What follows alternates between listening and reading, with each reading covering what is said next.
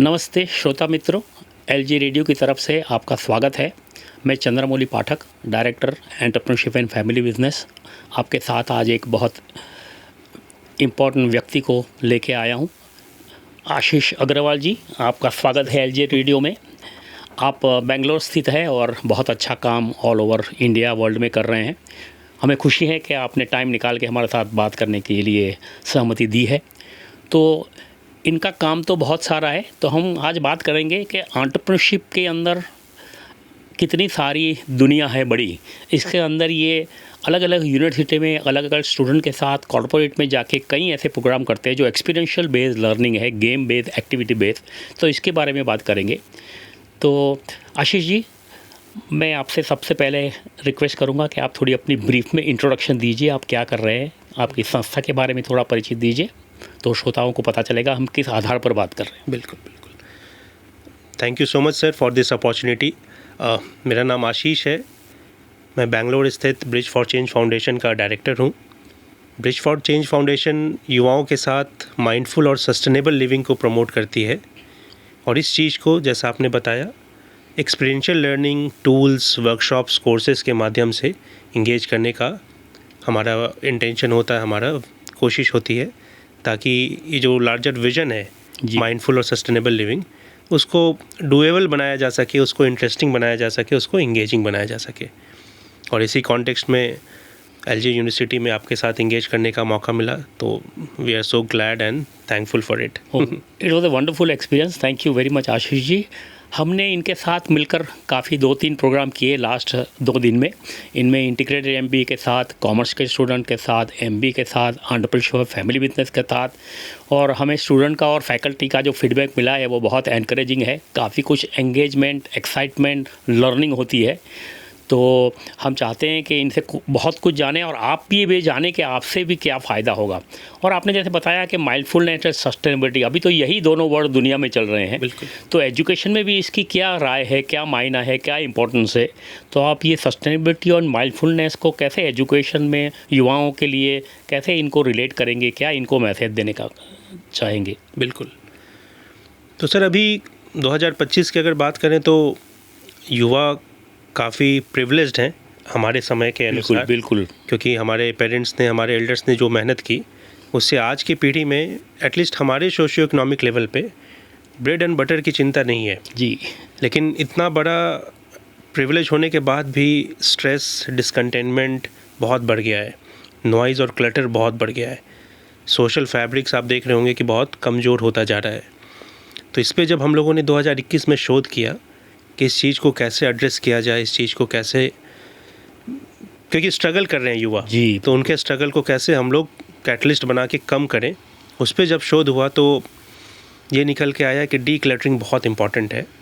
और यही चीज़ मैंने गांधी आश्रम में 8 साल जो बिताए, साबरमती गांधी आश्रम में। अच्छा, आपने गांधी आश्रम में बहुत काम किया है, बहुत अच्छी बात है। तो इरमा से ग्रेजुएशन के बाद मौका मिला साबरमती गांधी आश्रम में 8 साल पर्यावरण मित्र नाम की एक संस्था को एंकर करने का। अच्छा। तो वहाँ हम लोगों ने देखा कि जिन लोगों की ज़िंदगी काफ़ी सादगी के साथ है, उनका पीस, उनका ऑरा, उनकी एनर्जी एक अलग ही होती है। अलग है। और कहीं ना कहीं अभी के युवा उस चीज़ के तलाश में है, क्योंकि जैसा मैंने कहा कि ब्रेड एंड बटर तो मोर और लेस टेकन केयर है। तो उस चीज़ के लिए हम लोग एज एन ऑर्गेनाइजेशन एक मिशन पर हैं कि 2030 तक 10 लाख लोगों के साथ माइंडफुल लिविंग, सस्टेनेबल लिविंग की बात पहुंचानी है, एक्सपीरियंशियल तरीके से, डेटा बेस्ड तरीके से, साइंस के और फैक्ट्स एंड फिगर्स की मदद से। तो बस यही इंटेंशन है कि किस तरीके से उनकी जर्नी में हम लोग एक कैटलिस्ट की भूमिका निभा सकें। तो आपने तो काफ़ी कुछ काम किया है, आपका बैकग्राउंड देखकर लगता है कि आप सही सोशल चेंज और सोशल ट्रांसफॉर्मेशन की तरफ जा रहे हैं। तो आप बताइए कि ये यंग जनरेशन के साथ एक तरफ इतना सारा प्रॉब्लम है और हम जा रहे हैं इनको एकदम पीस और इसकी तरफ ले जाने के लिए, which seems really contradicting some time. तो what kind of challenges and what kind of experiences you have with students so far, and how do you implement this, how do you do it? बिल्कुल। तो जैसा आपने बोला sir कि अगर mindful और sustainable living की बात करते हैं तो कई बार युवाओं को लगता है कि बहुत सारा कॉम्प्रोमाइज़ करने बोला जाएगा कि सब कुछ को त्याग दो, होता है ना, हिमालय पे चले जाओ। तो इसी चीज़ को हम लोग बहुत सिंप्लीफाई कर देते हैं कि इस जर्नी की शुरुआत करने के लिए बहुत बड़े बड़े स्टेप्स लेने की ज़रूरत नहीं है। बिल्कुल नहीं है, सही बात। हम लोग छोटे छोटे स्टेप्स लेके भी बहुत बड़ा योगदान कर सकते हैं। तो हमारा जो फ्लैगशिप इवेंट है उसका नाम ही है tiny actions gigantic ripples. Very यहाँ गुड, पे इसके हम बारे लोग- में थोड़ा बताइए क्या बिल्कुल। होता है। तो इसमें हम लोग सिंपल सा एक गूगल फॉर्म की मदद से कार्बन फुटप्रिंट एक्सरसाइज करते हैं, जहाँ ये शोकेस करते हैं कि अगर 8-10 बेसिक पैरामीटर्स पे भी छोटे छोटे बदलाव किए जाएं तो उससे जो कार्बन फुटप्रिंट बचेगा वो हमारे पर्सनल जर्नी के लिए बहुत इन्हांसिंग बिल्कुल। होगा। जैसे हमारे पर्सनल जर्नी में हेल्थ की बात की जाए, टाइम की बात की जाए, पैसे की बात की जाए, तो ये जो एमिशंस बच रहे हैं उसको हम लोग मैप करते हैं कि आपका हेल्थ इससे कैसे इम्प्रूव हुआ, आई सी। कितना समय आपने बचाया, कितना पैसे बचाए, कितने पेड़ लगाए, कितना पानी बचाया। और ये सारी चीज़ें अगर हम लोग कर रहे हैं तो एसेंशियली हम लोग अपनी वेलबींग इम्प्रूव कर रहे हैं। और फिर इस चीज़ को हमारे प्राइम मिनिस्टर ने जो वर्ल्ड को कमिट किया है कि 2030 तक 1 बिलियन टन्स हो इंडिया कमिट किया है नहीं। कि हम लोग अपना रिडक्शन करेंगे कार्बन एमिशंस का। तो उस टारगेट को कितने आसानी से हम लोग छोटे छोटे एक्शन से पूरा कर पा रहे हैं, जी। ये शोकेस करते हैं। ओ, तो हमारा मानना है कि हर इंसान चाहता है अपने देश के लिए, अपने समाज के लिए कुछ कंट्रीब्यूट करे, लेकिन बहुत ज़्यादा एफर्ट लगाने के लिए तैयार नहीं है। तो हम लोग बस उस चीज़ को ही दिखाते हैं कि बहुत ज़्यादा एफर्ट नहीं भी लगाएंगे तो भी बिल्कुल चलेगा। Small acts when multiplied by millions of Millions of people people. Can transform the world. और इस चीज़ को डेटा की मदद से हम लोग अपने सेशन में शोकेस करते हैं। ओह, वेरी गुड, वेरी गुड। तो मतलब ये जो आपकी पूरी मिशन है, विजन है, तो वो तो पूरी कम्युनिटी देश के लिए है। और अभी जो दुनिया में यही जो चैलेंजेस हो रही है इसमें हमारी, आप क्या समझते हैं कि हमारे देश में ये सिचुएशन दूसरे वर्ल्ड की कंपैरिजन में कहाँ हम है और कहाँ पहुँचना चाहिए और क्या ज़्यादा स्टेप होने चाहिए? तो हमारे गवर्नमेंट ने तो 2022 में मिशन लाइफ भी लॉन्च किया है, जी। लाइफस्टाइल फॉर एनवायरनमेंट, जो बिल्कुल इसी से अलाइंड है कि किस तरीके से हम लोग छोटे छोटे बदलाव लाके अपनी ज़िंदगी शैली को वातावरण से थोड़ा अलाइन करें। और जहाँ तक इंडिया का ग्लोबल कैनवास की बात है, तो चूँकि हमारा पॉपुलेशन इतना ज़्यादा है, तो अगर हम लोग थोड़ा सा और सचेत हो जाएं, थोड़ा कॉन्शियस हो जाएं, थोड़ा सस्टेनेबल हो जाए तो पूरे वर्ल्ड की कम्युनिटी के लिए बहुत हेल्पफुल होगा। बिल्कुल। और अगर हम लोग भी, सब लोग चाहें कि अमेरिका का जो लाइफस्टाइल है या यूके का जो लाइफस्टाइल है, रिसोर्स इंटेंसिव लाइफस्टाइल, उस दिशा में अगर आगे बढ़ेंगे तो सफिशिएंट डेटा है, सफिशिएंट रिसर्च है कि हमारे मदर अर्थ के पास उतना रिसोर्स है नहीं। तो डिस्ट्रक्शंस की तरफ हम लोग बहुत तेज़ी से आगे बढ़ रहे हैं और वो उसमें स्पीड और बढ़ जाएगी। लेकिन ये लोग अभी नहीं रियलाइज़ कर रहे थे, ये थोड़ा ऐसा समझते हैं कि थोड़ा फ्यूचर का है तो अभी क्या करें। बिल्कुल। तो इसको आप कैसे टैकल करते हैं, कैसे चैलेंज को समझाते हैं? तो इसी में हमारा सेशन बहुत यूज़फुल आ जाता है, क्योंकि उसमें दिखता है कि छोटे छोटे एक्शन से भी अच्छा। बहुत बड़ा कंट्रीब्यूशन होता है। और एफर्टलेस तरीके से अगर कोई चीज़ होती है तो फिर बहुत सारा इनकरेजमेंट और इंस्पिरेशन मिलता है वो चीज़ को करने का। जी जी। तो हमारा उद्देश्य यही है कि इस चीज़ को इतना सिंप्लीफाई कर दिया जाए ताकि हर इंसान इस लंबे, इस बड़े हमारे देश ने जो विज़न रखा है उसमें कंट्रीब्यूट करने के लिए जी इंस्पायर्ड फील करे। बिल्कुल। तो आपने तो काफ़ी इंडिया में यूनिवर्सिटीज़ में काम किए, कहाँ कहाँ काम किया, थोड़ा बताएंगे? तो अभी पिछले 3-4 सालों से हम लोगों ने इसको, होता ना, हमारा पाया अभी हम लोग स्ट्रॉन्ग कर रहे हैं, फाउंडेशन। बिल्कुल ज़रूरी है। तो करीब 70-80 ऑर्गेनाइजेशंस में करीब 11-12 हज़ार स्टूडेंट्स के साथ, फैकल्टी मेंबर्स के साथ, वर्किंग प्रोफेशनल्स के साथ हमने ये किया है। इनफैक्ट गुजरात की जो पहले चीफ मिनिस्टर थी श्रीमती आनंदीबेन पटेल, वो अभी गवर्नर हैं यूपी की, तो उन्होंने भी हमें स्पेशल इनवाइट किया था इस पूरे विजन को समझने के लिए।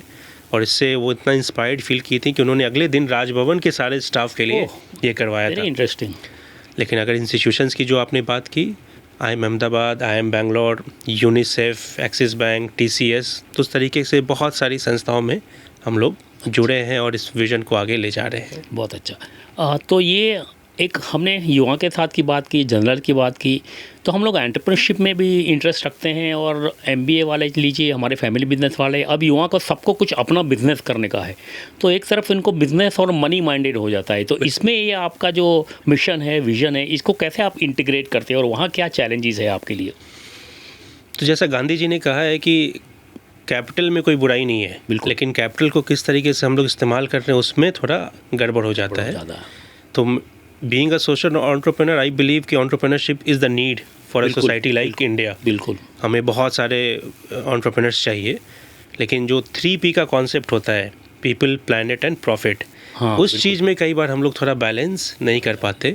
इन order to maximize our profit we tend to abuse planet and exploit people. Right. तो वो चीज़ अगर हमारे युवा पीढ़ी थोड़ा समझे और उस चीज़ को लाइफस्टाइल में उतारे, जी, अपनी कंपनी के पॉलिसीज़ में उतारे, तब कोई दिक्कत ही नहीं है। तब तो हमारा समाज बहुत होलिस्टिक तरीके से तेज़ी से प्रॉस्पर बिल्कुल बिल्कुल। आई थिंक बिल्कुल सही बताया आपने। एंटरप्रेन्योरशिप में लोग समझते हैं कि हमें सिर्फ लेना है, प्रॉफिट लेना है, बट आपने जो बात की है अब देने की भी बात हो रही है कि सोसाइटी में भी कुछ देना है।